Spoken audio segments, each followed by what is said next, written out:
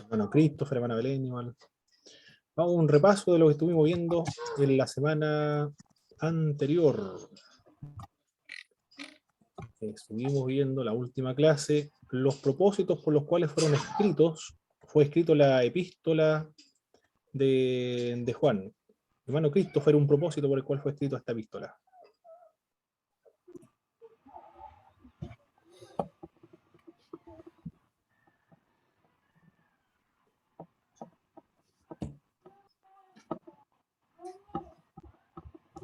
Buenas noches, profesor. Buenas noches, hermano Christopher. Para reafirmar la fe en los creyentes. Perfecto, muy bien, esa es una, ¿eh? Para reafirmar la fe. El Evangelio de Juan para activar la fe, y la primera epístola de Juan para confirmar o consolidar la fe en los creyentes. Hermano Vicente, otro propósito por el cual fue escrito la epístola primera de Juan. Para combatir las falsas enseñanzas del gnosticismo. Excelente, combatir la falsa enseñanza de los gnósticos. Excelente. Muy bien, bueno, esas son las principales propósitos. Hermana Ruth, otro propósito por el cual fue escrito la primera epístola de Juan.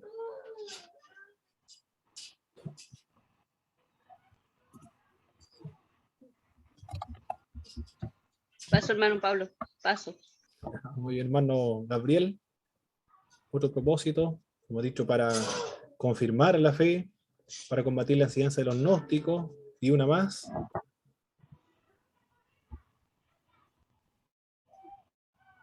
No sabría decir, pero yo creo que puede ser para dar testimonio o algo así. Había otro propósito. Hermano Mitchell, otro propósito por el cual fue escrito la primera epístola de Juan. Mi hermano, yo no estuve en la clase pasada, entonces no. No, bien. Hermano Mitchell va manejando, no va a chocar por ahí. Sí. Hermana Belén, otro propósito por el cual fue escrito la primera epístola de Juan. Para combatir el error de Cerinto. Perfecto, muy bien. ¿Cuál es la doctrina de los gnósticos? ¿En qué consiste la doctrina de estos grupos? Hacen una división Muy entre lo bien. espiritual y lo carnal. Perfecto, entre lo espiritual y lo carnal. Lo carnal, ¿de qué hablaba? ¿Y lo espiritual? Lo carnal era lo malo Muy bien. y lo espiritual es lo contrario. Perfecto. Es lo bueno. No es solamente lo carnal, es todo lo material. Todo elemento material es malo. Son dicotomistas. Y en estas corrientes de gnósticas tenían variantes también. Una de las variantes eran los antinomianistas. Todos son variantes gnósticas. En esta época todavía el gnosticismo está en forma embrionaria. Todavía no surge, puesto que esto surge posteriormente, como está enseñado, está establecido, confirmado en las investigaciones, que surge en el siglo II. Pero las enseñanzas residuales o las enseñanzas embrionarias se encuentran en esta época ya. Los antinomianistas, ¿de qué trata esta variante gnóstica de los antinomianistas?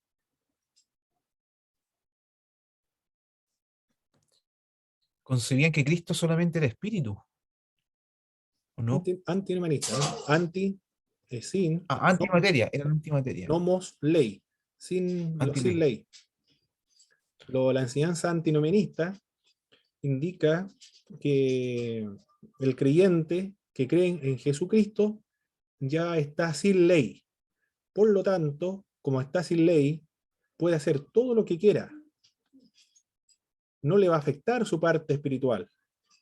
Ellos son los que sobreexaltan la gracia predicada por el apóstol Pablo. Pequemos para que la gracia sobreabunde. Mientras abundó el pecado, sobreabundó la gracia. Por lo tanto, los antinomianistas decían, como estaban sin ley, entonces debemos realizar todos los pecados posibles. Y después, exagerando un poco de lo que enseñaban los gnósticos de antinomianistas, después de haber cometido todos los pecados, hay que inventar nuevos pecados para que sobreabunde más la gracia todavía, puesto que esto nunca va a afectar la parte espiritual. Estos son los antinomianistas, una versión gnóstica. Pero otra variante, otra versión de los gnósticos son los ascetas, o el ascetismo. Se debe torturar, someter al cuerpo de tal manera que sea controlado por el espíritu. No se va a casar, no se va a comer, no se va a beber, no se va a dormir, y van a vivir en condiciones muy, muy terribles, muy precarias. Esas son dos versiones del gnosticismo, ¿eh? El antinomianismo y también el ascetismo, dos versiones de estos grupos. Bien, eso fue lo que estuvimos viendo. La enseñanza de los falsos maestros que va a combatir Juan en su primera epístola. Estaban los judíos y los gnósticos. Por una parte, ¿qué enseñaban los judíos con respecto a Jesucristo? ¿Qué era lo que negaban los judíos? El origen mesiánico. Jesús el Mesías. Ellos decían, Jesús no es el Mesías, indicaban los judíos. Se entiende que ellos hayan pensado de esa manera. Eran falsos maestros, tu grupo, ¿eh? Seguían a Cristo, pero negaban su mesiasgo, porque no era posible que el Mesías haya sido crucificado en un madero y que haya muerto. Por otra parte estaban los gnósticos con respecto a Jesucristo. ¿Qué negaban los gnósticos? Negaba la encarnación del Señor. Jesús no se hizo hombre, no se encarnó, no adoptó la naturaleza humana, carne y sangre, sino que simplemente era una apariencia, era una especie de un fantasma, un holograma, pero no era real. Cuando caminaba por la arena no dejaba huellas, porque no tenía peso, tampoco tenía sustancia. Por eso que Juan dice una y otra vez, el que confiesa que Jesucristo no ha venido en carne, sea anatema. Muy, muy importante. Y enfatiza muy fuerte esta doctrina. También se conoce esta doctrina posteriormente como la doctrina doceta. La doctrina doceta ya fue confrontada en los siglos segundos posteriores por la iglesia primitiva. Ellos fueron los que enfatizaron la humanidad y la divinidad al mismo tiempo de Jesús de Nazaret. La Navidad, de hecho, con el siglo IV, cuando comienza a ser celebrada, la intención primaria fue enfatizar la encarnación de Jesucristo. Hablar acerca del Dios hecho hombre, que adoptó nuestra naturaleza humana, pero era Dios, y no perdió sus cualidades divinas, sino que se extendió para adaptar la naturaleza humana a esa naturaleza divina. Era muy importante esta enseñanza en la iglesia primitiva, por eso surge precisamente la Navidad.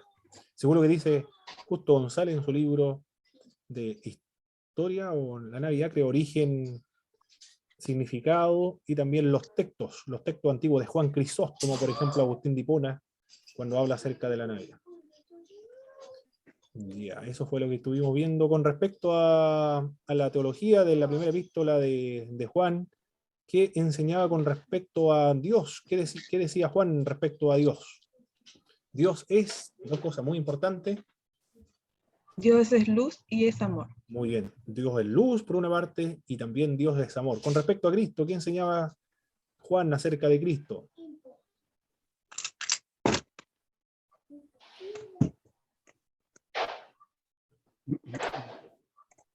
Era desde el principio. Muy bien, era desde el principio, es hijo de ¿El Dios verbo? también, es el Mesías, es totalmente hombre, es nuestro abogado, Sin pecado. sin pecado, expió nuestros pecados, por medio de él tenemos vida eterna, es el Salvador del mundo. Con respecto al mundo, ¿qué dice el apóstol Juan? Respecto al mundo, No conocen los cristianos. no conoce a los cristianos, excelente. ¿Qué más hace el mundo? Los aborrece. Aborrece a los cristianos. ¿Y qué más hace el mundo?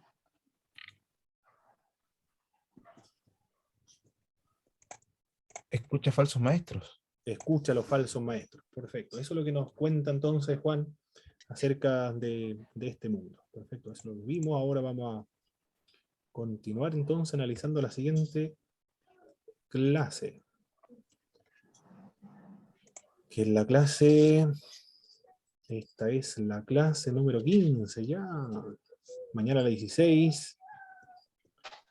Y después continúa la siguiente para concluir. Muy bien.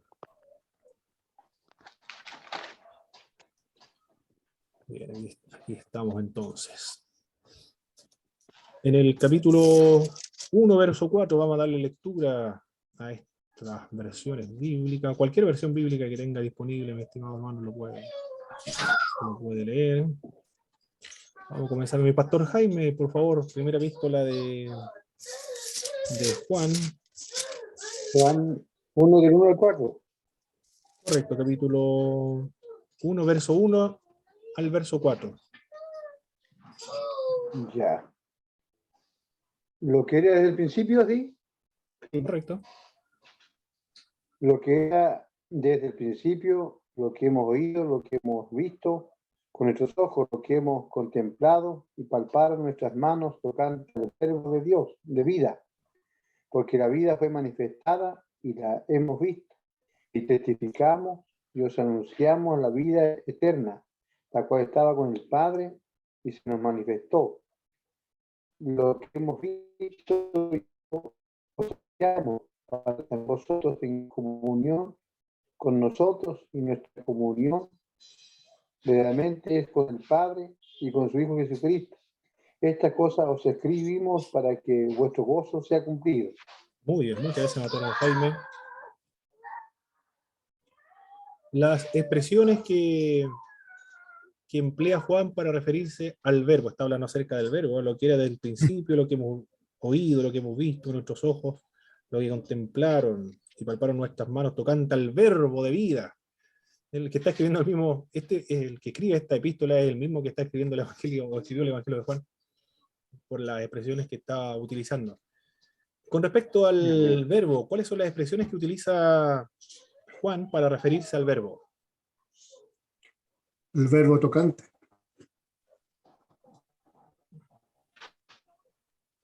Desde el principio. Muy bien, lo que había sido entonces, había sido en el verso 1. Lo que era desde el principio, muy bien. Lo que había sido, o ha sido desde el principio. ¿Qué más dice Juan con respecto al verbo? Lo que hemos visto. Contemplado. Lo que hemos contemplado, lo que ha visto Juan. Aquí estamos escuchando a un testigo presencial de Jesús de Nazaret. Es la primera fuente, la fuente más importante. Independientemente de lo que digan los eruditos del siglo XX, o el siglo XIX, el siglo, incluso los eruditos del siglo XXI, acerca de Jesús de Nazaret. Nunca van a tener mayor autoridad que un testigo presencial o la fuente primaria como Juan, que estuvo y vivió con Jesucristo. Como Juan, por ejemplo. Recepcionamos y recibimos todo lo que Juan nos dice respecto al verbo. Lo que ha sido desde el principio, lo que hemos visto. ¿Qué más nos dice Juan respecto al verbo? Lo que hemos contemplado. Y palpado. Muy bien, ¿eh? Lo que hemos contemplado, y lo que hemos visto, lo que hemos contemplado, y también lo que hemos tocado, palparon. Es decir, Jesús de Nazaret no era solo una especie de un holograma, una manifestación, algo invisible, que no tenía peso ni sustancia, como enseñaban los docetistas o los gnósticos, sino que tenía peso y sustancia, se podía palpar y tocar. No era entonces una manifestación, un fantasma o algo espiritual solamente, sino que también tenía carne y tenía hueso. Eso es lo que dijo también Lucas en una de su evangelio, cuando Jesús camina por el mar y los discípulos gritan, ¡un fantasma! Y Jesús le dijo, ved y tocad y palpad, que yo mismo soy, porque un fantasma no tiene carne ni huesos como vosotros veis que yo tengo. Ahí define y describe un espíritu. Y él dice que tiene carne y que tiene hueso. Hueso.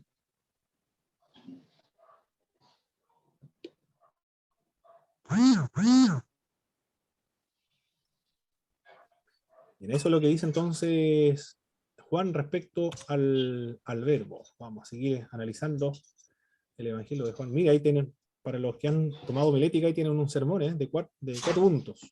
¿Qué dice Juan respecto a Jesucristo? Desde el principio, Lo que ha sido desde el principio, lo que han visto, lo que han contemplado, palpado, analizado, tocado, contemplado. o visto con atención de manera contemplativa o meditativa o reflexiva, y también lo que ha palpado, es decir, es carne y hueso. En esta vida, también nos habla acerca de esta vida, la vida que está mencionando Juan no es una condición, un estado, una condición, algo tipo una condición abstracta, como una condición espiritual. Aquí estamos viendo que Juan, cuando se refiere a la vida, está refiriéndose a Jesucristo mismo. No describe como una condición algo abstracto, sino que es una persona esta vida.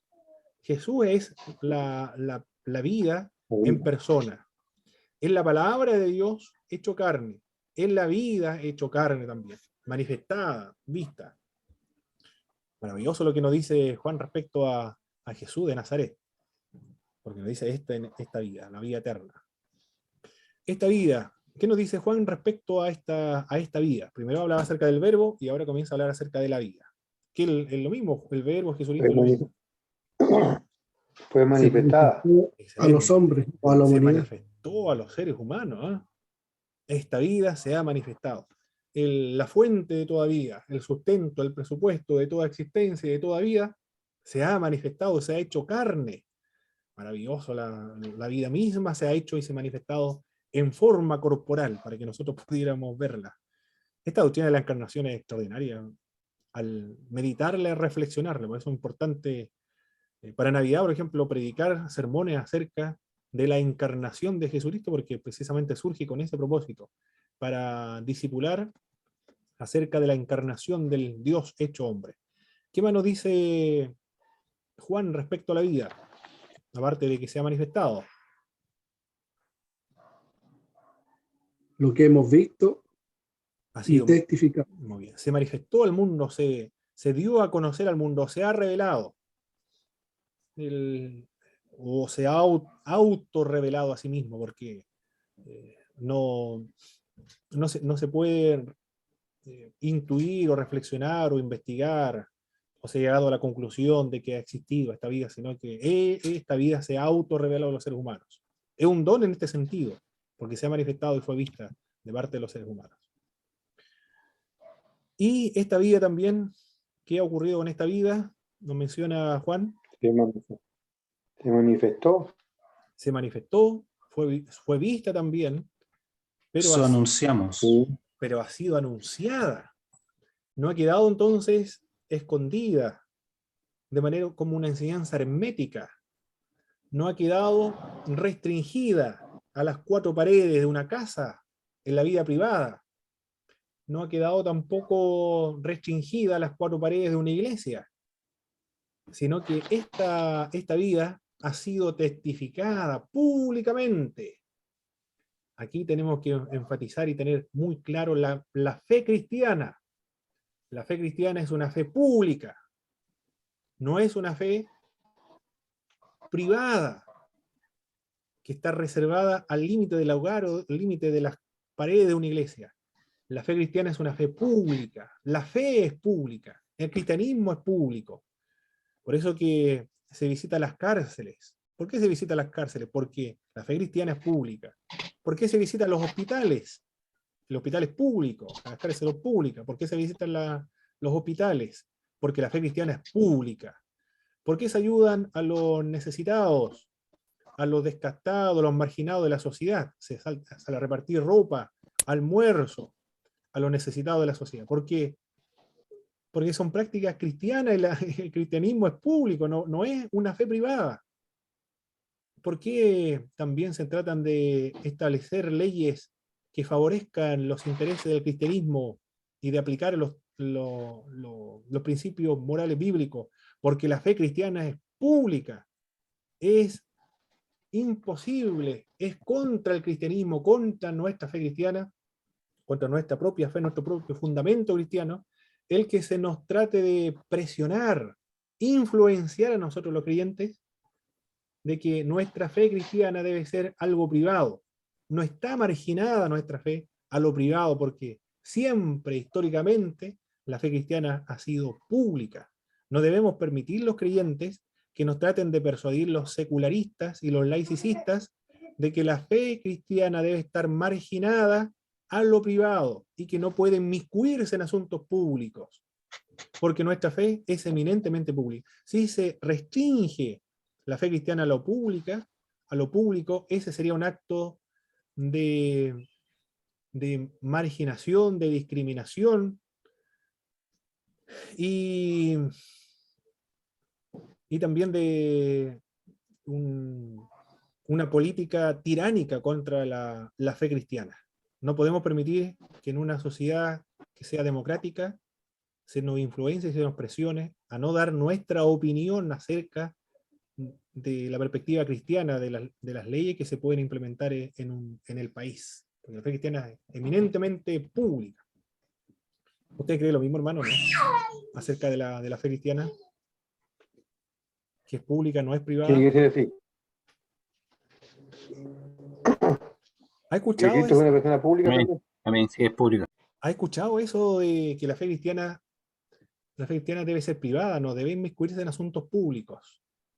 ¿Qué más dice acerca de la homosexualidad? Los cristianos no pueden, mire lo que dicen los laicistas o los secularistas. Usted no puede opinar acerca de la homosexualidad, del aborto, de la eutanasia, de la inseminación artificial, porque el Estado y la sociedad es laica, el Estado es laico. Por lo tanto, si es creyente, usted debe tener esa opinión en privado, pero no puede dar su opinión, porque mire lo que dice el término que emplean, no puede imponer sus ideas religiosas sobre un Estado laico. Mire la expresión que utilizan. Ya cuando se está imputando algo hacia los creyentes, ya estamos viendo una especie de una marginación o una discriminación solapada, porque dicen, los cristianos no pueden imponernos a nosotros sus creencias religiosas a un Estado laico. ¿Qué opinan con respecto a ese argumento que emplean los laicistas, hermano, esta sociedad secularista? Los cristianos no pueden imponernos sus ideas sobre un Estado laico.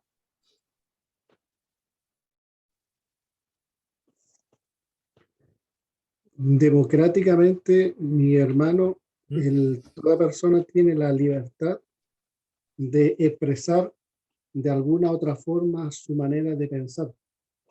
Obviamente con el margen de los respetos correspondientes hacia las dos partes.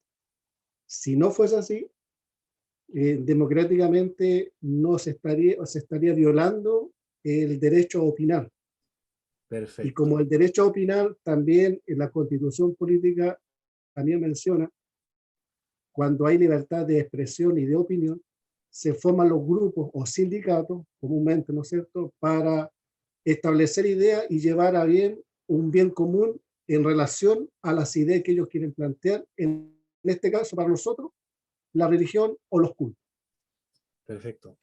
Mire el argumento que emplean los laicistas. La religión no puede imponernos a nosotros su punto de vista religioso a un Estado laico, pero el opinar, todo el mundo opina, presenta su punto de vista, pero solamente los creyentes son interpretados y se le impugna la acusación de imponer sus ideas. Pero todos los demás opinan. Lo de la de izquierda, la extrema derecha, la derecha o el centro, ¿qué más puede ser? Los ateos, los gnósticos, todos opinan. Pero cuando el creyente opina, a esa opinión se le llama tratar de imponer. Solamente los creyentes para ello imponen, y todo lo demás opina. Mi hermano. Es una especie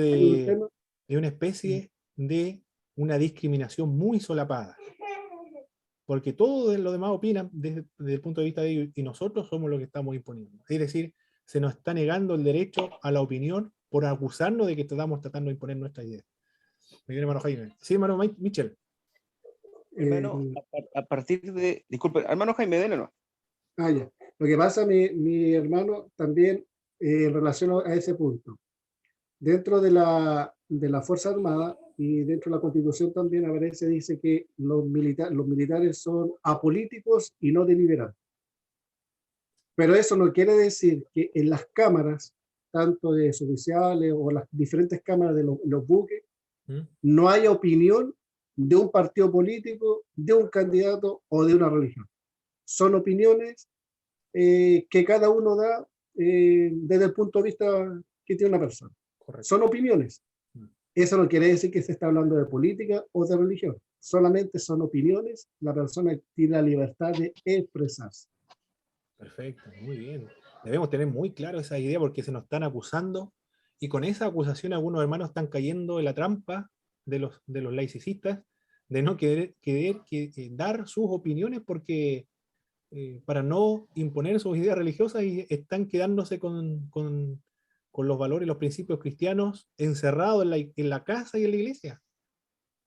Sí, hermano Michel.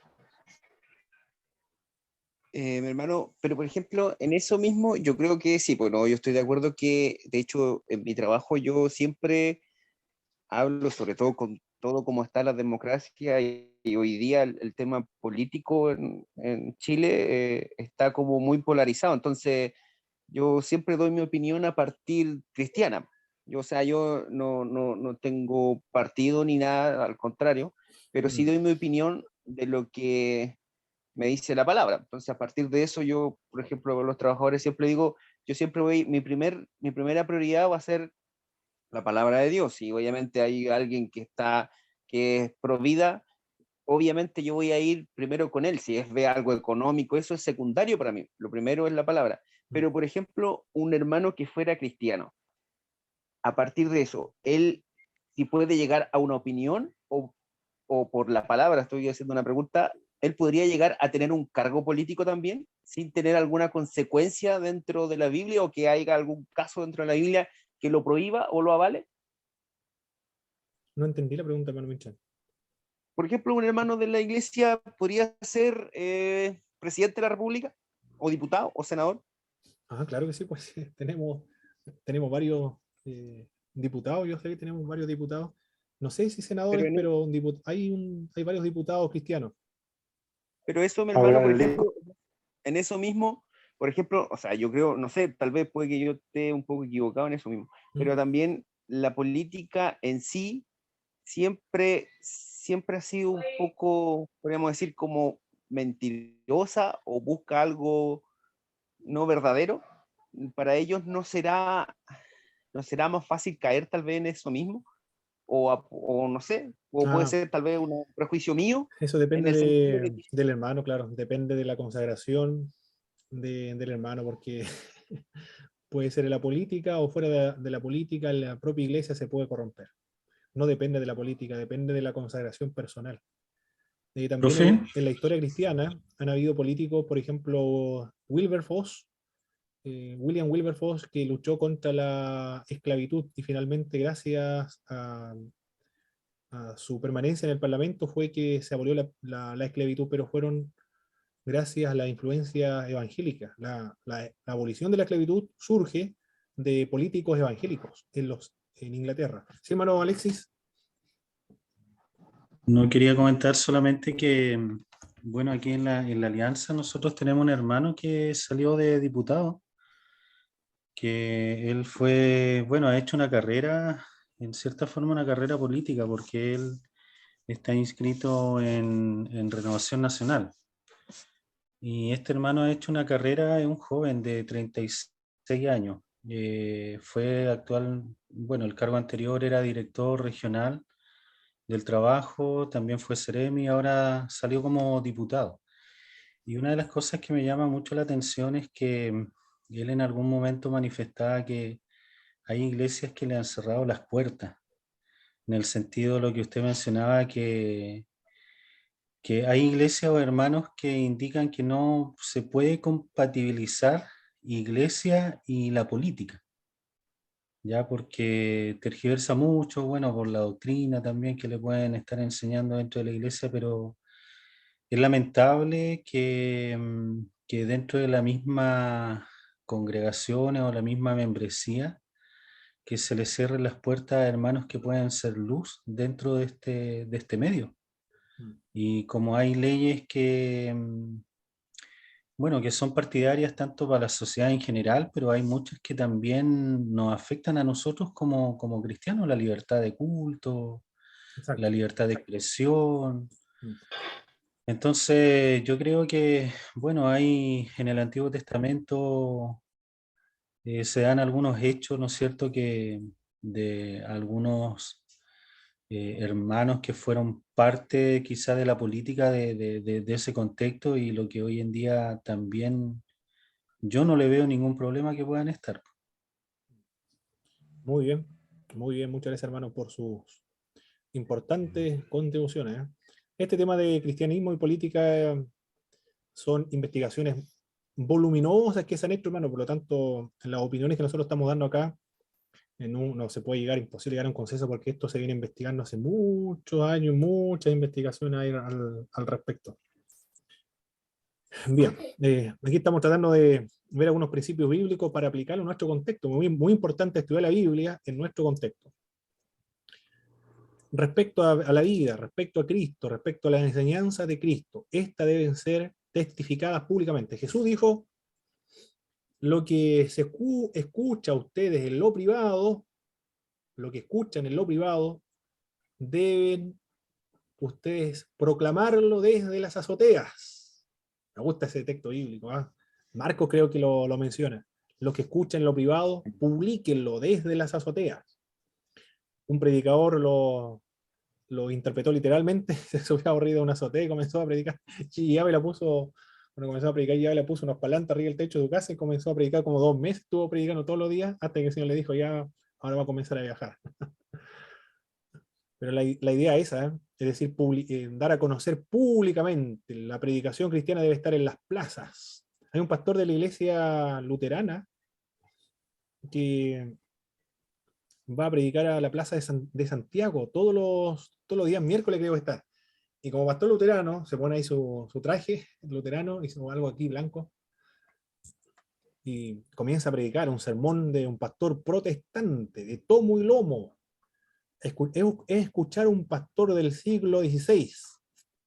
Potente la predicación, fuerte, extraordinaria es. Yo la puedo describir esa predicación, es una predicación como de los profetas del Antiguo Testamento. Fue como escuchar a Amós o a Miqueas. Es una predicación tronadora,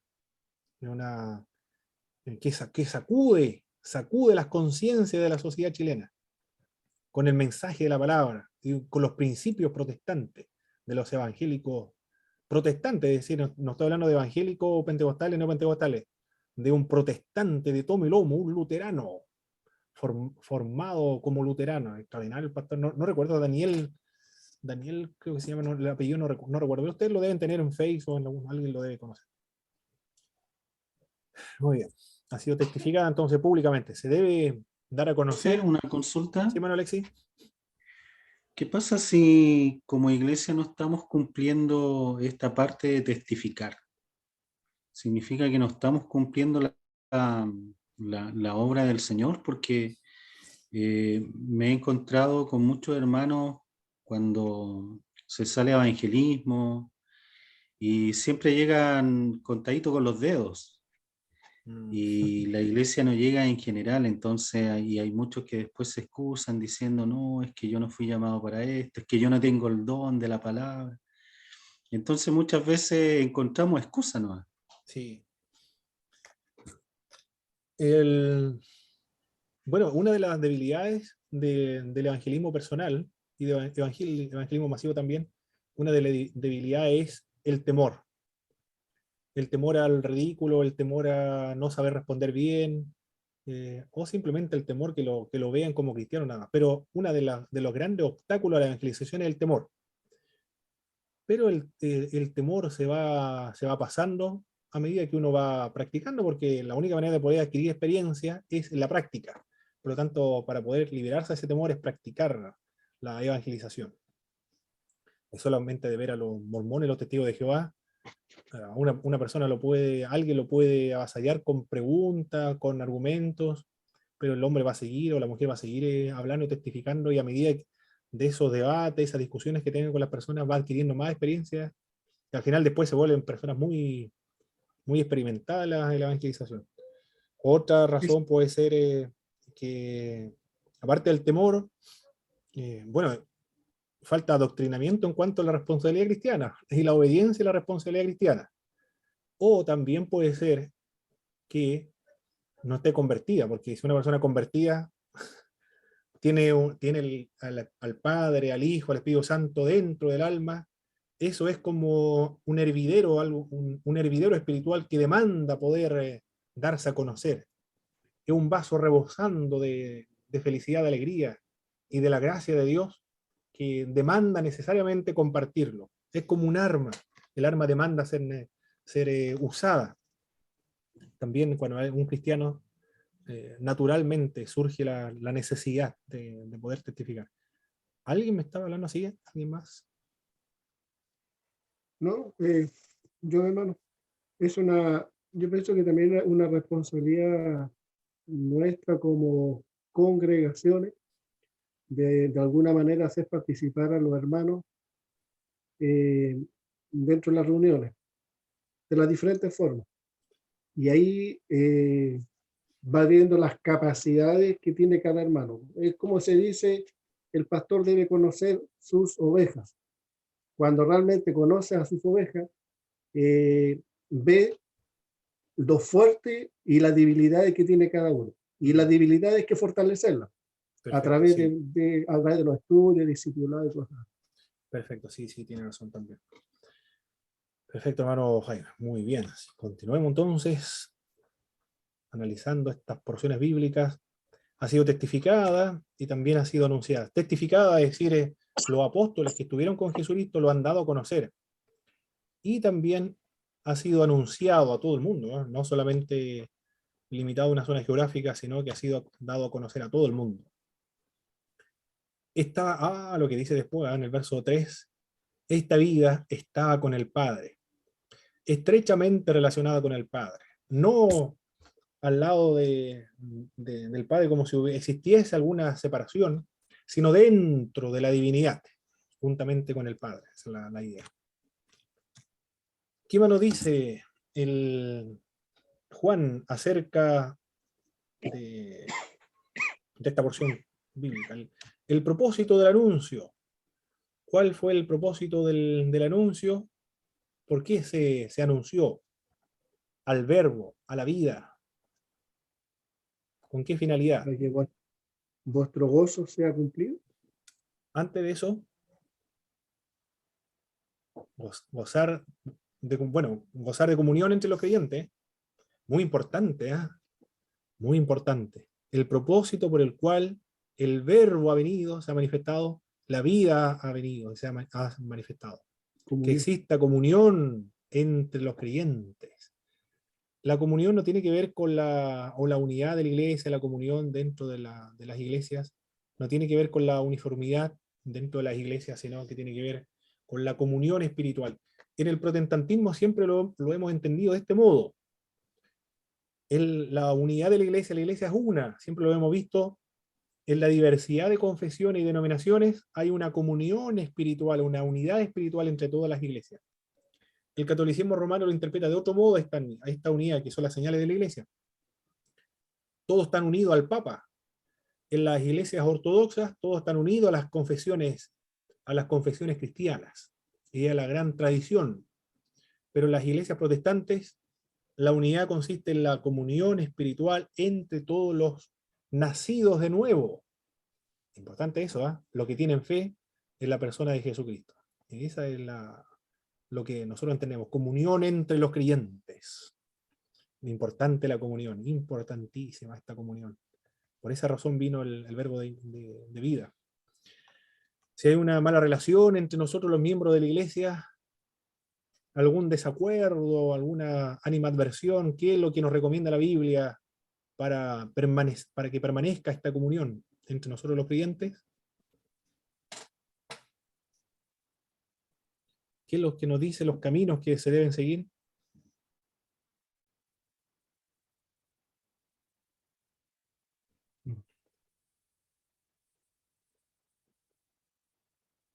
Si se ha perdido la comunión, si hay desestabilización entre los creyentes, ¿cómo se soluciona estos conflictos interpersonales? ¿Se debe orar? Muy bien, es un camino, pero la reconciliación, confesarnos las faltas mutuamente, reconciliarnos inmediatamente antes de que se oculte el sol, para que en la noche no se vuelva más agudo el conflicto, inmediatamente solucionar los conflictos, para no perder la comunión espiritual. Para que la alegría sea completa, nos dice el verso 4, ese es el propósito del anuncio, que exista comunión entre los creyentes. Se lo está escribiendo a la iglesia de los destinatarios de esta carta, que tienen conflicto dentro de ellos por las falsas doctrinas que se están infiltrando de esta congregación, y están perdiendo la comunión. Por eso el anuncio fue dado con la finalidad de que exista comunión entre ellos, la alegría sea completa. Esta comunión, la base de esta comunión entre los creyentes, nos dice el verso 3, pero también esta comunión es, ¿en qué más? Aparte de entre los creyentes debe darse, en el verso 3. Con el Padre y con el Hijo. Muy bien, esta comunión se da entonces entre el Padre y el Hijo. Así como el Padre y el Hijo hay una interna comunión, así esa comunión debe expresarse en la comunión con los creyentes. Por eso la doctrina de la Trinidad acá es muy importante, porque el modelo para la unidad espiritual entre los creyentes es la doctrina de la Trinidad. Del mismo modo como los miembros de la Trinidad actúan entre ellos, así también la iglesia y los miembros de cada iglesia local y la iglesia universal debe tener esa comunión. De gran desafío, nos plantea los miembros de la Trinidad acá. No hay conflicto, no hay roce, todos, como diría mi pastor Jaime Orelli, todos tiran para un solo lado, como una yunta de bueyes. Tiran para un solo lado. Imagínense un buey que tirara para un lado y el otro para el otro. Uno para adelante, otro para atrás. Imposible. La comunión tiene que ser modelo de la comunión de la iglesia. El modelo, paradigma es el Padre y el Hijo. Continuemos entonces. Según Juan, ahora continuamos analizando en la primera epístola de Juan. ¿Qué nos dice Juan respecto a Dios ahora? En el verso 5, vamos a darle hasta el capítulo 2, verso 6. En el verso 5, hermano Jaime, por favor, Jaime Cifuentes. Leer el versículo 5. Por favor, sí. Este es el mensaje que hemos oído de él y os anunciamos. Dios es luz y no hay ninguna tinieblas en él. Muy bien. ¿Cómo presenta este texto entonces a Dios? Anunciando que Dios es luz. Muy bien, esa es la metáfora que se emplea. La metáfora es que Dios es luz. Dios es luz entonces. Como es luz, está libre de toda tiniebla o de toda oscuridad. Dios es luz. Muy bien. La idea de la luz. La luz es una metáfora frecuente para referirse a Dios, a las ideas de la revelación, a la salvación y a la santidad. Son varias ideas, pero la metáfora, eso es lo que quiere implicar. Dios, revelación, salvación, santidad. La luz tiene esos significados. De acuerdo al contexto, uno entiende a qué está aludiendo. Pero también la metáfora de la luz se aplica a Jesucristo. Jesucristo también es luz. Es la encarnación de la luz divina para revelar a los hombres la verdad. La luz de Dios resplandece las tinieblas y es la manera como Dios se revela a sí mismo y muestra a los seres humanos cómo deben vivir, la forma en que deben comportarse en el mundo. La luz simboliza la santidad, la perfección divina, la santidad resplandeciente, nos dice algún comentario bíblico, el comentario bíblico contemporáneo. Por lo tanto, la luz, esta metáfora de la luz, no es solamente un símbolo que se debe entender intelectualmente, de aplicación intelectual nada más. El término luz tiene aplicaciones morales y aplicaciones prácticas, porque la metáfora de la luz es una metáfora que contrasta con las tinieblas. Las tinieblas tienen que ver con la ignorancia espiritual, un tema intelectual, pero también con el pecado. Ya cuando hablamos acerca del pecado, tiene connotaciones morales, y la luz habla acerca de la santidad de la verdad. Por tanto, habla acerca de comportamientos morales. El creyente debe ser luz. ¿En qué sentido debe ser luz? ¿A qué podría referirse esta idea de los cristianos debemos ser luz? Somos sal de la tierra, luz del mundo. ¿En qué sentido nosotros somos luz del mundo? ¿O debemos ser luz del mundo? En nuestro comportamiento. Muy bien, en nuestro comportamiento. Como una guía. Una guía también, claro. Nuestro testimonio. Nuestro testimonio. Nosotros iluminamos en tanto manifestamos el carácter de Cristo en nosotros. Iluminamos más cuando nuestro testimonio es más parecido a Jesucristo. Porque Cristo es la luz, es la santidad, la perfección, disipa las tinieblas, es decir, el pecado, la corrupción, la ignorancia espiritual. Los creyentes debemos hacer luz. El Señor nos ayuda a hacer luz, con la ayuda del Espíritu Santo, porque sin el Señor no podemos ser la luz del mundo. Debemos estar unidos a la vid verdadera que es Cristo para poder iluminar, de lo contrario no podremos iluminar. Es como un ejemplo a seguir. Me refiero a que de algún modo vamos marcando alguna pauta, digamos, para aquellos que sí quieren seguir a Jesucristo. Así es, correcto, así es. Así es. Esa es la idea. Orientar a los que habitan en tinieblas, atraerlo por medio de nuestro comportamiento. ¿Qué desafío más grande tenemos? Por de algún modo, el desafío que plantea Pablo cuando dice sed imitadores de Dios, ¿cómo es que dice? Imítenme a mí, ¿no? Eso es. Como Él imita a Jesucristo. Así es, esa es la idea. Muy bien. Dios entonces luz, está libre de toda oscuridad. Pero ¿qué más nos dice en el verso 6 acerca de esta luz? De Dios. Aquí también podemos hablar de Cristo. Bueno, la luz verdadera que alumbra a todo hombre se refiere a Cristo también. Aquí está hablando acerca de Dios. En el verso 6, ¿qué más nos dice? Si decimos que tenemos comunión con Él y andamos en tinieblas, mentimos y no practicamos la verdad. Muy bien.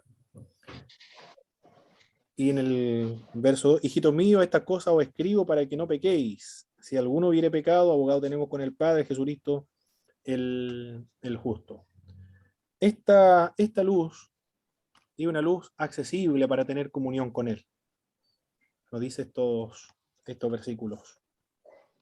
Si decimos que tenemos comunión con Él y andamos en tiniebla, mentimos y no practicamos la verdad. Es decir, Dios es accesible.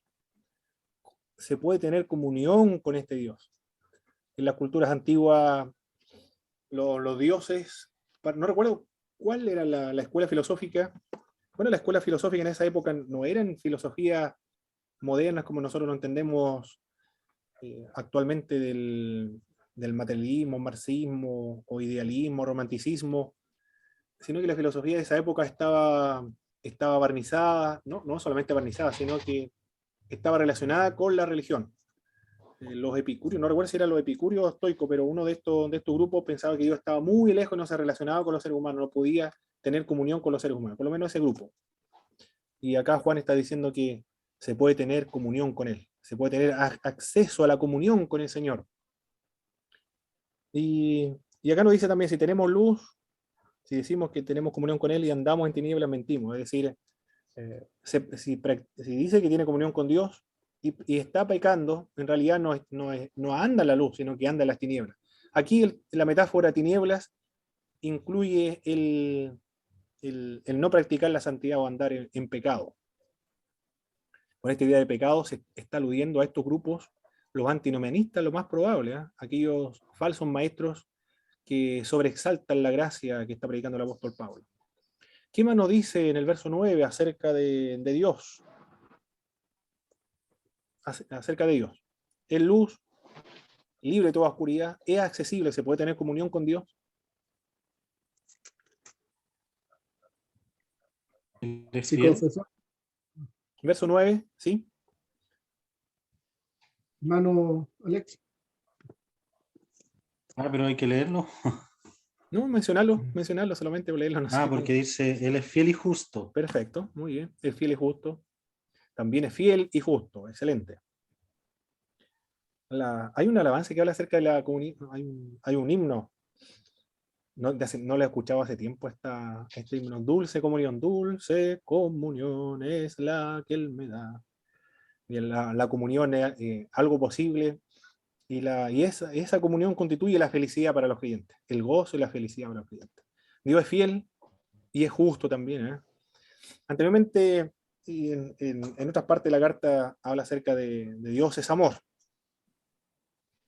Pero no se debe olvidar tampoco esta otra parte de la justicia de Dios, porque el liberalismo teológico exalta el amor de Dios. Podríamos decir que lo sobreexalta o exacerba el atributo de Dios. Cuando se exalta, sobreexalta o exacerba un atributo, siempre es en perjuicio de otro. Y el liberalismo teológico lo que perjudica es la justicia de Dios, porque solamente Dios es amor, pero nada de juicio. Por eso que el liberalismo teológico está casando a los homosexuales y está dando la bendición a los homosexuales, porque si ellos se aman, dicen ellos, entonces le vamos a dar nuestra bendición, porque Dios es amor y Dios no condena a nadie, sino que Dios o Jesús manifiesta su amor al mundo. No hablan, no describen nunca de la justicia de Dios. Eso ocurre cuando se exacerba uno de los atributos. Por eso cuando nuestro hermano hablan acerca de Dios, Dios es amor, pero también inmediatamente surge la otra respuesta, pero también Dios es fuego consumidor. No es solamente amor, también es justo y es fiel. ¿Qué más nos dice Juan acerca de Dios? En el verso 9. Es fiel, es justo. Perdona y limpia nuestros pecados. Él es fiel y justo. Es decir, cuando Él perdona nuestros pecados, está manifestando su fidelidad y su justicia. Porque la base del perdón de Cristo, ¿cuál es? ¿Por qué se puede perdonar? Por el amor, por amor. Por la muerte de Jesucristo. La base del perdón es la muerte de Jesús de Nazaret, que satisfizo el amor la justicia de Dios. Al absorber Él todo el pecado de la humanidad, al agotar la ira de Dios. Por lo tanto, gracias a que ha agotado y absorbido toda la ira de Dios contra el pecado, gracias a esa obra, entonces puede extender su perdón a la humanidad.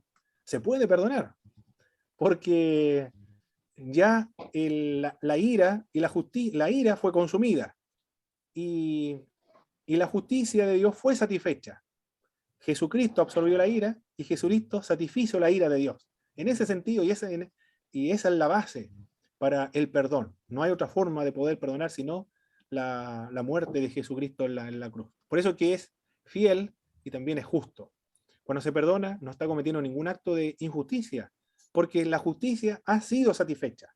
No es que se está pasando por alto la justicia, sino que se ha considerado la justicia, porque Jesús satisfizo la justicia de Dios al morir. es perdonador. ¿Qué más nos dice Juan acerca de Dios?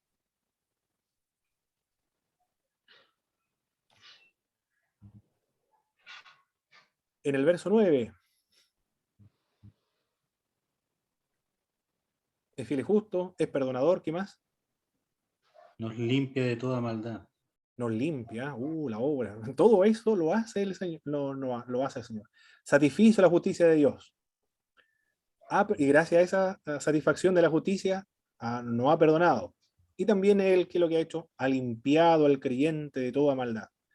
Si hemos cometido pecado, abogado tenemos para con el Padre Jesucristo, el justo, Él es la propiciación por nuestros pecados. Acá nos habla acerca de propiciación, ¿eh? A ver, verso 9. Él es fiel y justo para perdonar nuestros pecados, limpiarnos de toda maldad. En otro pasaje bíblico habla acerca de Él es la propiciación por nuestros pecados. El verso 2 habla acerca de la propiciación por nuestros pecados. Nos limpia de toda maldad. Eso es lo que hace el Señor. Nos lava y nos limpia de toda maldad. Queda puro el creyente cuando ha sido perdonado por el Señor. Pero no solamente eso dice Juan acerca de Dios. ¿Qué más? Capítulo 2, verso 3, verso 4. ¿Qué más nos dice Juan en esos versos? 2 y 3. 2 y 4 del capítulo 2.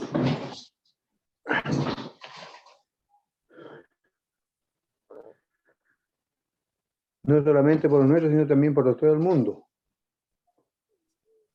No solamente por los nuestros, sino que también por los de todo el mundo. Él es la proposición por nuestros pecados.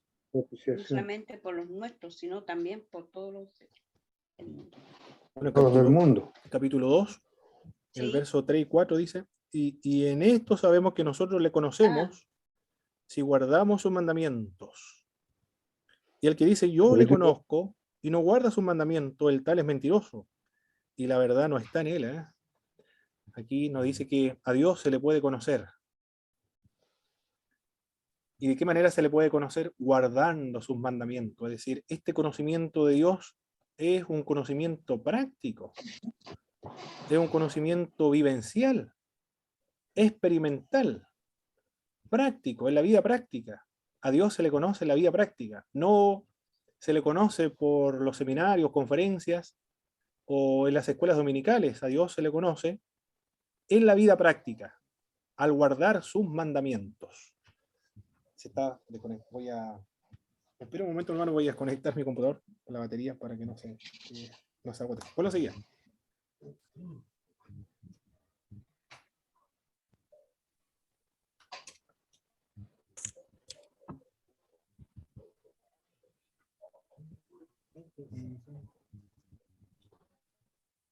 Muy bien. Aquí estamos viendo entonces que el conocimiento de Dios es práctico. Se conoce en la práctica, en la vida, en la experiencia. Entre tanto, se guardan, practican los mandamientos de Dios. No hay otra forma de conocerlo, sino por medio de la práctica, por medio de guardar los mandamientos de Dios. Puede ser que exista un conocimiento teórico, por las escuelas dominicales, los seminarios, pero la única manera de conocerlo es practicando y guardando sus mandamientos. Esa es la forma de conocerlo, por medio de la experiencia y la práctica. La teología evangélica conservadora, una de las características, ¿recuerdan, hermanos, lo que pasaron en Teología Sistemática 1? La característica de la teología evangélica conservadora.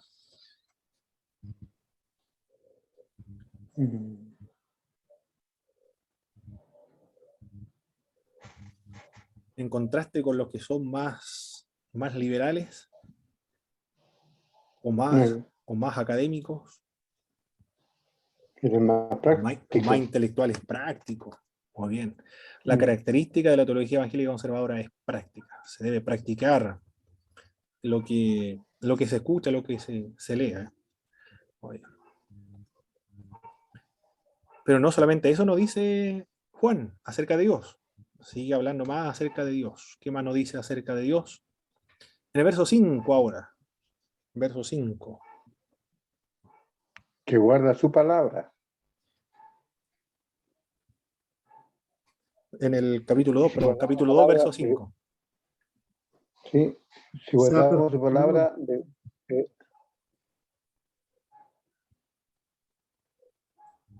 Bueno, nos bien, dice, hermano Jaime. de acuerdo a ese texto, nos dice que Dios es amor, ¿eh? Sí. Pero el que guarda su palabra, en este verdaderamente el amor de Dios se ha perfeccionado. Vaya. El que guarda su palabra, el amor de Dios se ha perfeccionado. La única manera de poder perfeccionar, que el creyente se perfeccione, es guardando sus mandamientos. Los mandamientos de Cristo, ¿eh? No está aludiendo a los mandamientos del Antiguo Testamento, sino los mandamientos de Cristo, que son los mandamientos de Cristo entregados en el sermón del monte, el sermón de la montaña, que son superiores a los mandamientos del Antiguo Testamento, incluyendo los 10 mandamientos. Porque los 10 mandamientos eran en piedra, externo, condenaban los hechos ya concretados. En cambio, los mandamientos de Cristo son internos, son espirituales, y está condenando los hechos antes de que se concreten. Cuando se tiene la idea en la mente, ya se está condenando cuando se está gestando la idea en la mente. Se gesta el pecado en la mente y ahí ya se está condenando. Por eso es que es infinitamente superior. A esos mandamientos se refiere. Y en eso constituye el amor o la perfección cristiana. La perfección cristiana consiste en tener y abundar el amor de Dios en él, por medio de guardar sus mandamientos. Y eso es lo que dice John Wesley en su libro La perfección cristiana. La perfección cristiana no es otra cosa, dice él, sino en amar a Dios con toda la intensidad y a nuestro prójimo como a nosotros mismos. Eso dice en su libro final, cuando concluye ese libro de la perfección. ¿En qué consiste la perfección cristiana? Amar a Dios con toda nuestra intensidad y al prójimo como a nosotros mismos, también con la misma intensidad. Ahí tienen un sermón de varios puntos, ¿eh? ¿Qué es Dios? Según Juan, en el capítulo 1 y capítulo 2. Pasamos a lo siguiente entonces. En el aspecto espiritual de la conducta personal ahora, según Juan, Jesús ahora, vamos a ver qué nos dice Juan acerca de Jesús. Nos habló acerca de Dios en términos generales, y ahora comienza a mencionar de manera más personal, identifica a un miembro de la Trinidad. Jesús, en el verso, estamos en capítulo 1, volvemos nuevamente al capítulo 1, verso 7. ¿Qué nos dice Juan acerca de Jesucristo?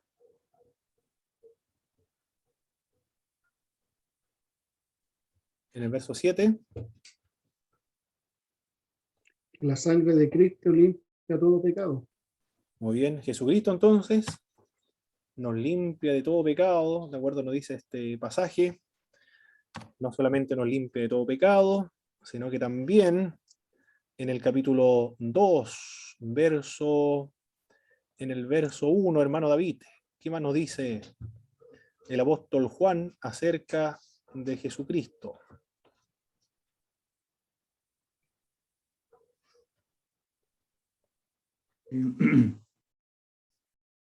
Capítulo 2, verso 5. Verso 1, por favor, hermano. Perdón, verso 1.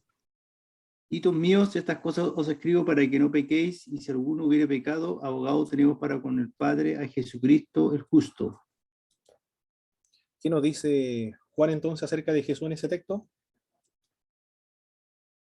Nuestro abogado. Nuestro abogado. Nuestro abogado o intercesor también, ¿eh? Se habla acerca de Paráclito. En griego es Paráclito.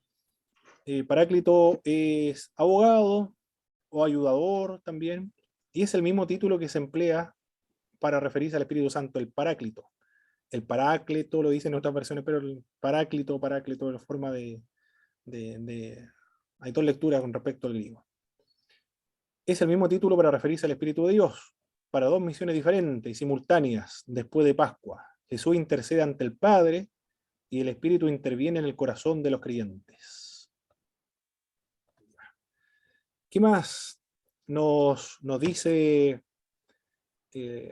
Juan acerca de Jesús en el verso 2, hermano Alexis Macé?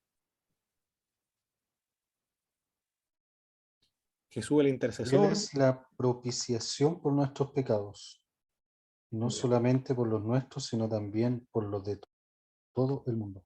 Que Él es la propiciación.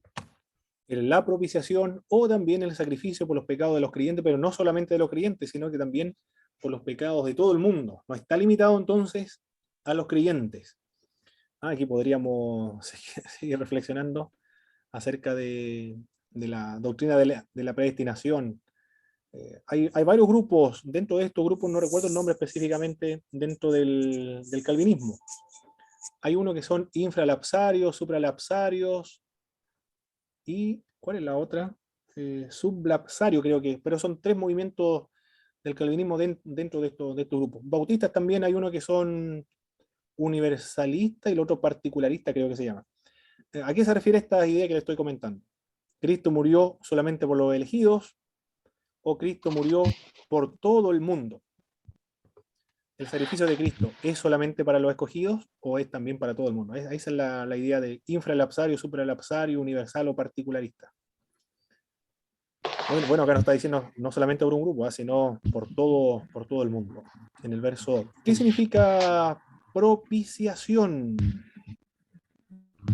¿Cuál es la idea de propiciación? Antes. Hermano Gabriel, Ofrenda. hermano Gabriel, ¿sí? ¿Qué dijo hermano Gabriel? Como antes, ¿cómo lo puedo decir? Como prioritario No. sobre otras cosas, ¿no? No, eso no significa propiciación. Hermana Ruth, propiciación. Ofrenda para aplacar la ira. Perfecto. Hermano Henry había dicho algo, levantado la mano. ¿Él toma nuestro lugar? No, tampoco es propiciación.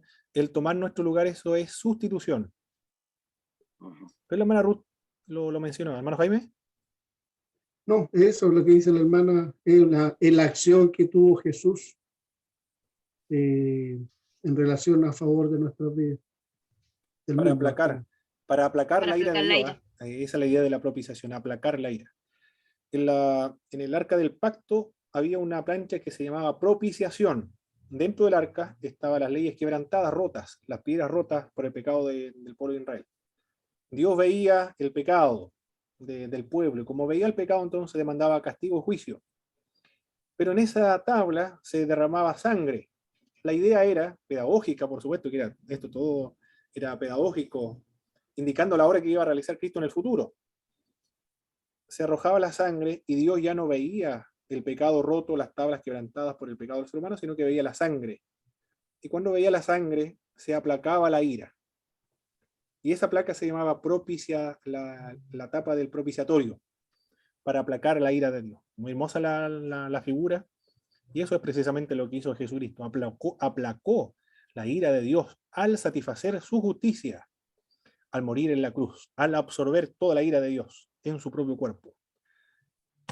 Eso es lo que nos dice entonces Juan acerca de Jesús.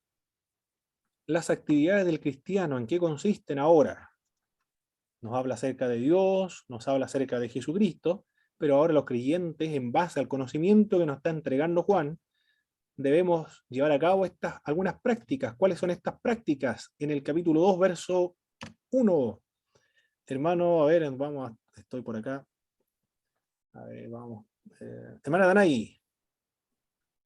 En el capítulo 2, verso 1, por favor.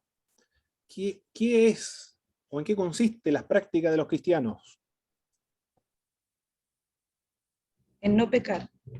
Perfecto, eso es lo que nos dice el texto bíblico, no pecar. Hijitos míos, estas cosas os escribo para que no pequéis. Si alguno hubiese pecado, abogado tenemos para con el Padre, a Jesucristo el justo, Él la propiciación por nuestros pecados. En eso consiste entonces las prácticas de los creyentes, el no pecar. En otros pasajes bíblicos pareciera indicar que el creyente ya es imposible que no peque.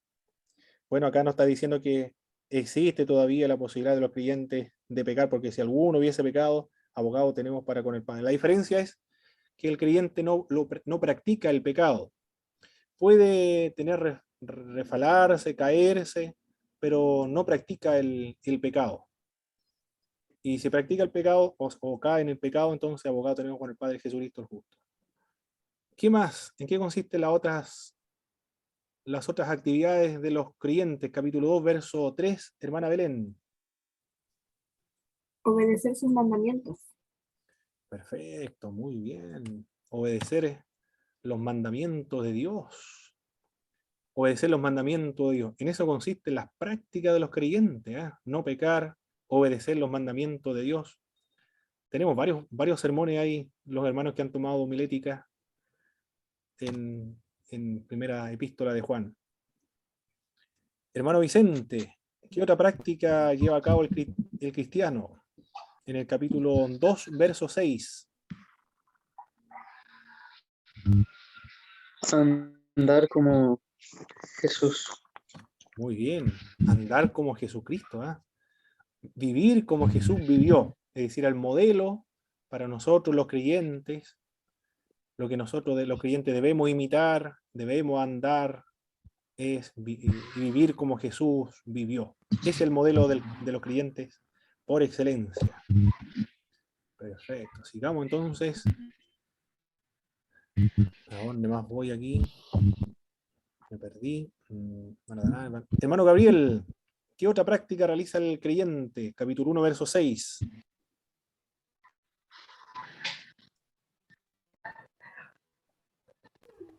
Permanecer.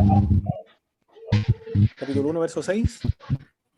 1:6. Por favor, sí. Dice,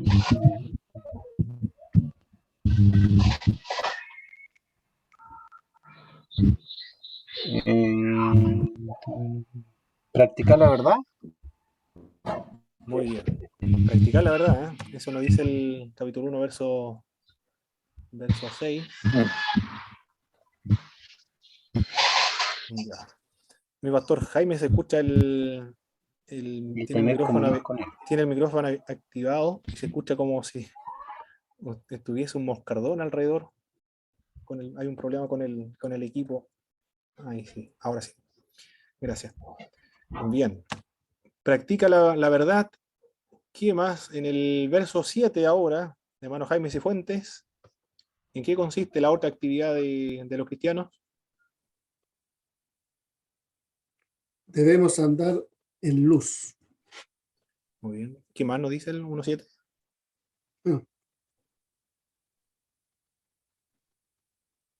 Y tener comunión unos con otros. Muy bien. Hermano, el versículo anterior dice tener comunión con Él. Y después el 7 dice tener comunión unos con los otros. Yo creo que igual. Muy bien, está bien, hermano Gabriel. Sí, está bien. No, está bien. También con lo sentido.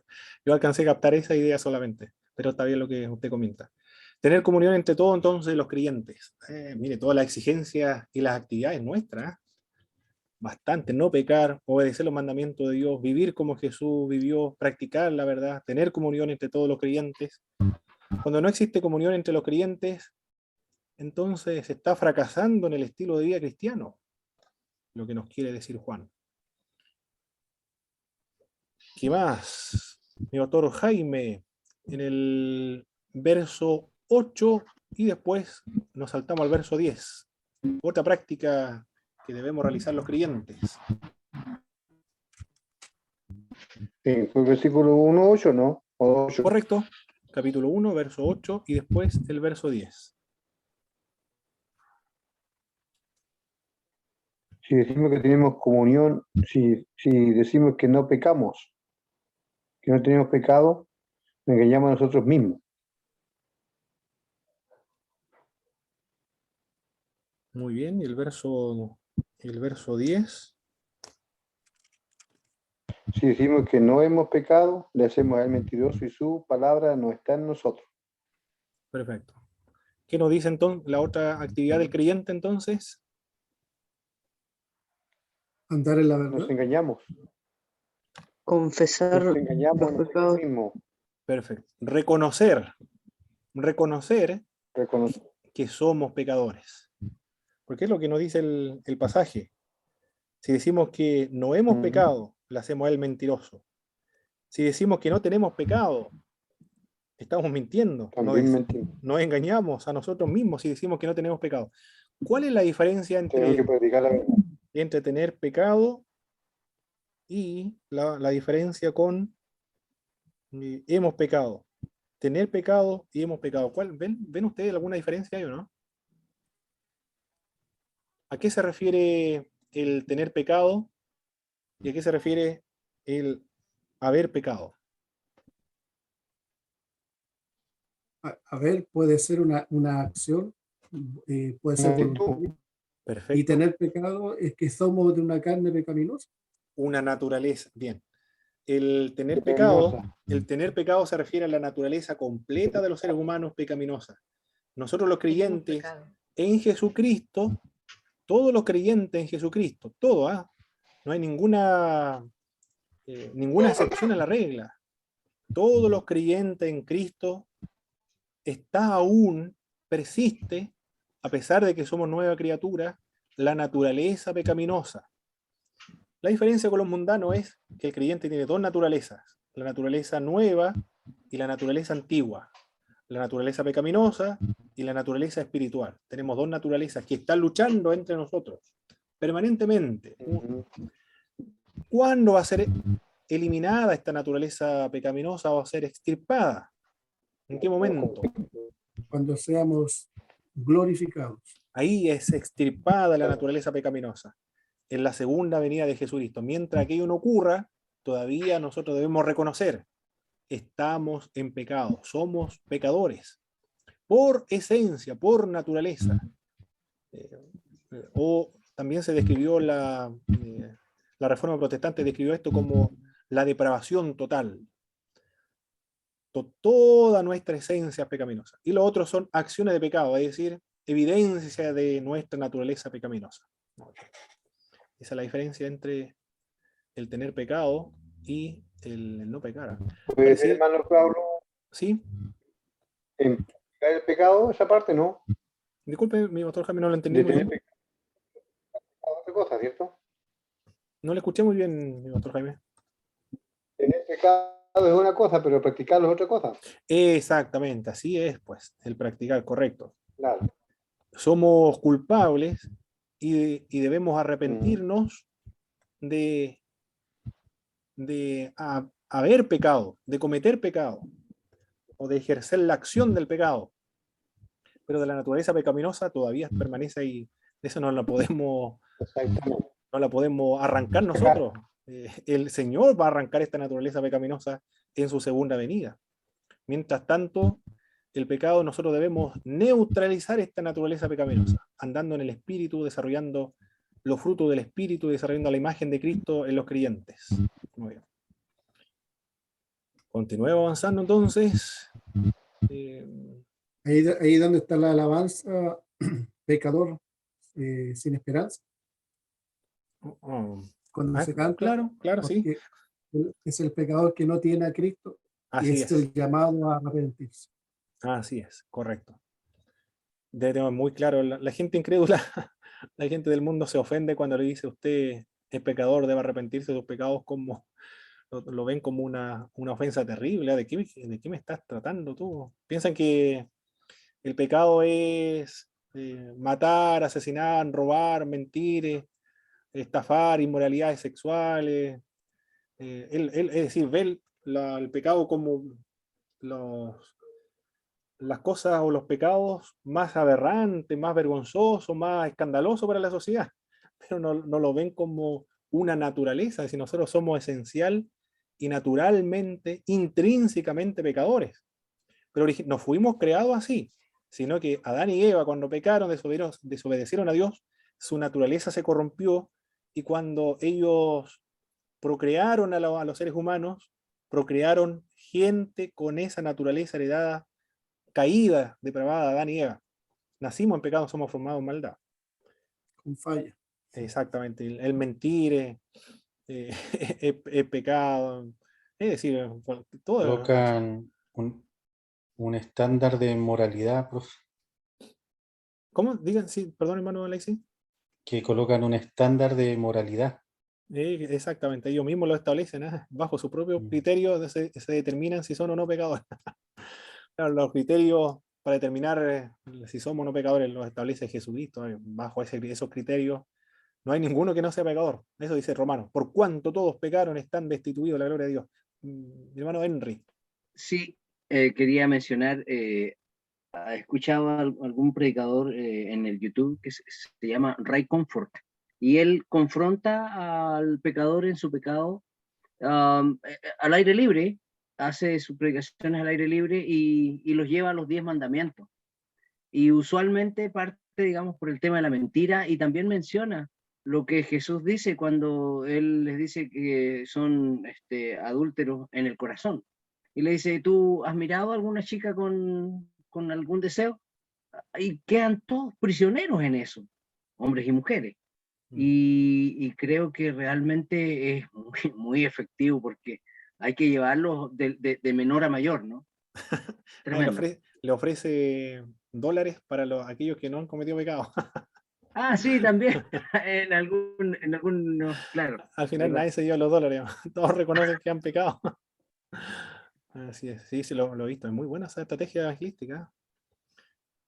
Oye, hermano Christopher, ¿qué más debe practicar el creyente? Verso 9 del capítulo 1.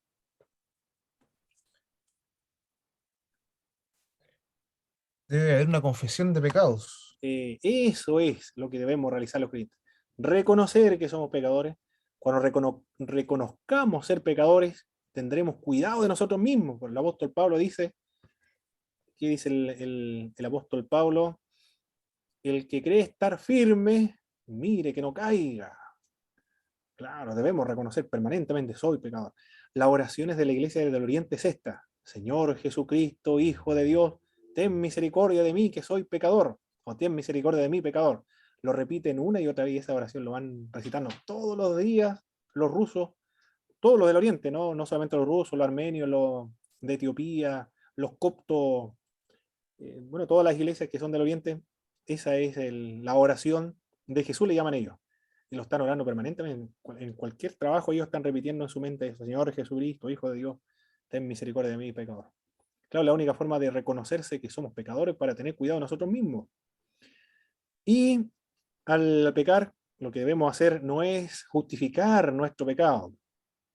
Este es el problema de la doctrina de la guerra espiritual. Yo pequé porque el diablo me hizo pecar, un espíritu de mentira, un espíritu de, ¿qué más puede ser? De adulterio, un espíritu de robo, un espíritu, él fue el que me hizo pecar. Acá nos está diciendo Santiago también nos dice, el que nos hizo pecar es nuestra concupiscencia, nuestra naturaleza pecaminosa. Nosotros somos en última instancia los responsables de nuestro pecado. Por lo tanto, cuando pecamos no debemos justificarnos como lo hizo Saúl, sino que debemos reconocerlo como lo hizo David. Reconocer que somos pecadores y que el Señor tenga misericordia de nosotros. Muy bien, relaciones sociales, aquí vamos a avanzar más rápido. La condición del creyente que odia a su hermano, qué terrible esto, Ya el hecho de odiar ya es absurdo dentro del creyente, no se puede, ya está condenado, reprochable esta actitud dentro de los creyentes, el odiar. Está en oscuridad. No en la ignorancia espiritual, pero aquí se refiere que está en pecado, está practicando el pecado al odiar a su hermano. Y no sabe dónde va. Realmente perdió el rumbo. El creyente que odia a su hermano ha perdido el rumbo, ¿no? Está en oscuridad. No puede existir odio dentro de los creyentes. La condición del creyente que ama a su hermano, ¿cuál es? Permanece en luz. Es decir, ese creyente está practicando los mandamientos de Dios, está imitando a Jesucristo, está imitando la comunión de la Trinidad entre el Padre, el Hijo y el Espíritu Santo. Permanece en luz. No hay en él en su vida, no hay nada en su vida que lo haga tropezar, también lo dice el verso 10.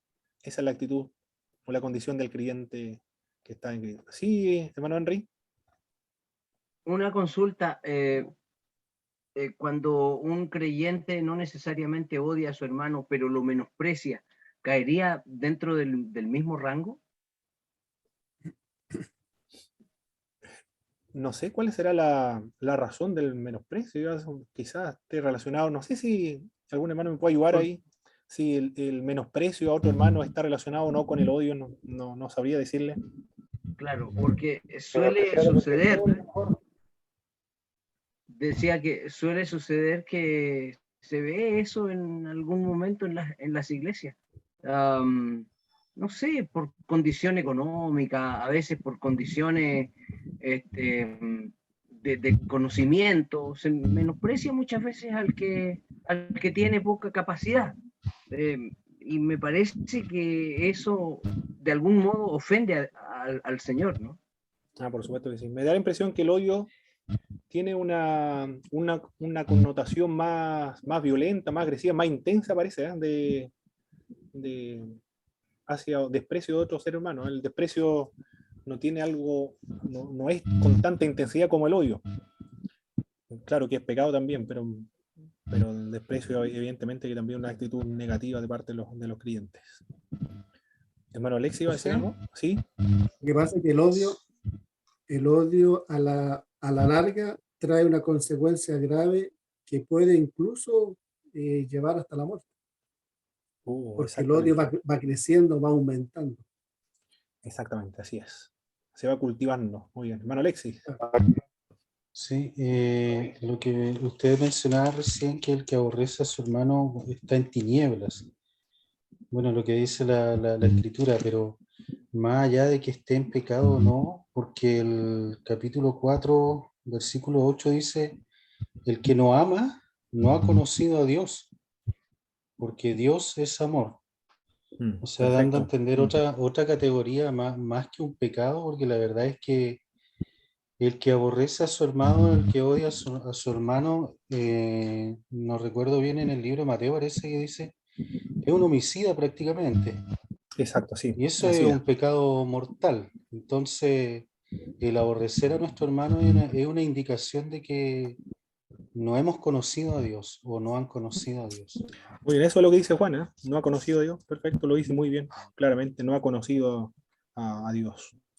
No lo ha conocido de manera experimental, ¿eh? Porque el conocimiento es experimental, guardar sus mandamientos, el practicar las enseñanzas de Jesucristo. Doctor Jaime, ¿quería decir algo, no? Perdón, No, pero hermano, yo eso. Oye, pero, voy a desactivar el hermano, micrófono. Sí, hermana Ruth. El que desprecia, no, también yo creo que es una persona que está en tinieblas porque también empieza de pequeño y después empieza como a generarse un dolor en la persona que se desprecia, pues, entonces no está bien tampoco eso, pues, es tan grande como el odio para mí, porque claro, entonces también es una persona que está equivocada, errada en su manera de ser, porque quizás porque es más bonita, porque el otro, no sé, por ejemplo, un hermano pasa acá, no creo que en toda la iglesia, pero hay siempre hermanos que son más gorditos y transpiran mucho, y las hermanas lo desprecian al hermano porque no lo quieren ni saludar, porque el hermano suda, entonces de una manera el hermano se siente como aislado. Entonces, no sé, es su hermano y de una forma u otra tiene que hacerlo. Por último, llévense un pañuelo no sé, de alcohol y pásense después, pero, pero saluden al hermano, porque como lo dejan así, imposible, no sé. Creo que igual es triste para ese hermano sentirse aislado no sé, y así gordito, puede pasar otra cosa, mal vestido, mal oriente, no sé. El Señor nos ama a amar a todos, por igual. Y debe practicarse el amor, ¿eh? Debe practicar porque debe ser racional. El amor cristiano es racional, voluntario, sacrificial, es un esfuerzo, una práctica que se debe cultivar porque no es parte de nosotros. Debe haber un esfuerzo de cultivar en la práctica del amor. Perfecto, muchas gracias por su intervención, hermanos. Un deber, una obligación de parte de los creyentes también. Y el hermano, no solamente el hermano, toda la humanidad ostenta la imagen de Dios. Es decir, cuando se desprecia o cualquier acción negativa nuestra hacia otro, es tener una acción negativa contra la imagen y semejanza de Dios que lleva al otro, a otra persona. Perfecto, mis estimados hermanos. Profe, disculpe, y se ve mucho ahora en este tiempo un poco ese desprecio por redes sociales respecto a la política. Hay hermanos que uno ve por redes sociales hablando de otro candidato que más afinidad con uno, y la verdad es que demuestra realmente lo que hay en el corazón. Exactamente. De lo que hay en el corazón, habla la lengua. Claro que sí. Sí. Ahí vemos la calidad de hermanos, la calidad de cristianos que somos en las redes sociales, en Facebook. Muy bien, Tiene mucha opinión. Sí, muy bien, hermanos. Vamos a concluir con una oración a nuestro Señor. El doctor Jaime, por favor, nos dirigen una oración para concluir estas clases. Esperamos también por todas las peticiones de oración que tengan nuestros hermanos. Si hay algún hermano más que quiera pedir la oración para la lista de oraciones que tenemos. Amén. Señor, te damos las gracias en el nombre de Jesús. Gracias por este momento, por esta instancia que tú nos das de poder ser ministrado, enseñado, instruido, capacitado, Señor. Te rogamos la gracia, la comprensión, el entendimiento, que esta enseñanza que graba en nuestro corazón, en nuestra mente, Padre Santo, para poder practicar también tu palabra, hacer tu palabra, caminar en tu palabra, hacer realidad tu palabra en nuestras vidas, hacer real lo que tú eres en nosotros y lo que nosotros decimos también, Señor. Nuestras prácticas espirituales, mi amado, sean realmente lo que decimos, amado Señor. Gracias, Padre Santo, por la vida de mi hermano Pablo, también, Señor, por su dedicación, por su tiempo. Gracias porque tú le das gracias también, Dios mío. Gracias por la comunión con tus hijos, con tus siervos, con nuestros hermanos también que están practicando. Dios mío, estamos estudiando estas grandes materias, estas lindas materias también, Padre Santo, que nos bendicen, nos ministran, nos edifican, nos fortalecen nuestra vida, Padre Santo. Nos desarrollamos también como cristianos y como nuestros ministerios, Padre Santo. También por la vida también de mis hermanos, por la enfermedad, por nuestro pastor que está allá en México, Señor, habiendo tu obra, Padre Santo, luchando en el bien de tu reino, Padre eterno. Tú le des la gracia, la unción, Dios mío, la autoridad también, la luz, la dirección de tu Santo Espíritu, el respaldo de tu Santo Espíritu también, Dios mío. Gracias, Señor, por nuestros hermanos que están enfermos también, Señor. Se ha pedido oración, tú seas con ellos, tú seas obrando en misericordia, tú tienes el poder para sanar, Dios, restaurar, levantar y consolar. Amado Señor, gracias por el tiempo que nos da, gracias por unirnos de esta manera. Gracias, Señor, bendice a cada uno de tus hijos que estamos en esta tarea, en esta enseñanza, amado Dios, cada uno de ellos, tú los bendigas, la presencia de su Espíritu, la gracia de tu Espíritu, la unción de tu Espíritu Santo, esté en nuestras vidas, Padre Santo, y tu gracia por el conocimiento que tú nos das, rogamos tu bendición, y tú nos guardes y nos bendiga, en el nombre santo de Jesús nuestro Señor. Amén. Amén. Muchas gracias, doctor Jaime. Bueno. Dios le bendiga y le guarde, mis estimados hermanos, que Bendiciones, tengan hermanos. buenas noches. Dios les bendiga. Amén.